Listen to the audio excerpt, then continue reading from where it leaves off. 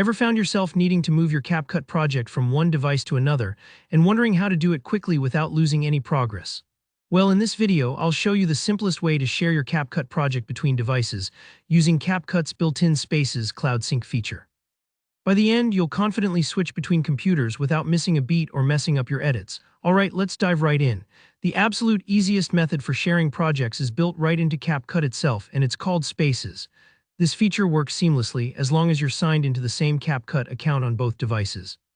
So before we do anything else, double-check that you've logged into CapCut with the same credentials on each computer. It's an easy detail to overlook, but it's the key to making Cloud Sync work. If you're not sure you're on the same account, just take a moment to check your profile icon in the top corner. If you see your usual username and profile pic, you're good to go. If not, log out and sign back in with the correct account. Once you're sure you're signed in, you'll want to enable the sync feature. This is where Spaces comes in. On one of your PCs, head to the main screen in CapCut. You should see something called either Project Sync or a section labeled Spaces. Depending on which version of CapCut you're using, the names might vary a bit, but they basically mean the same thing. This is CapCut's Cloud Hub, where you can easily store and access your projects from any device. Click or tap on Project Sync or Spaces. CapCut will start synchronizing all the projects you've saved to your account up to the cloud. You don't have to worry about manually uploading anything, the software does it automatically.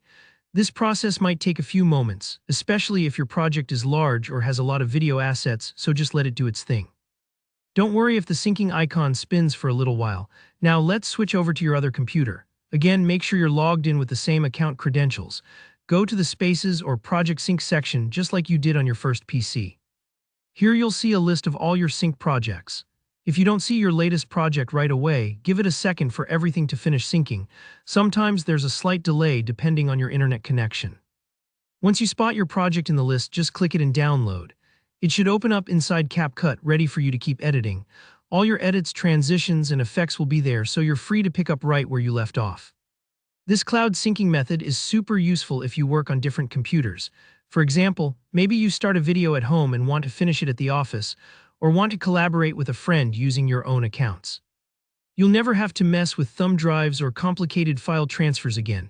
Just remember, the one requirement is that both devices have CapCut installed and are logged into the same account, and that's it.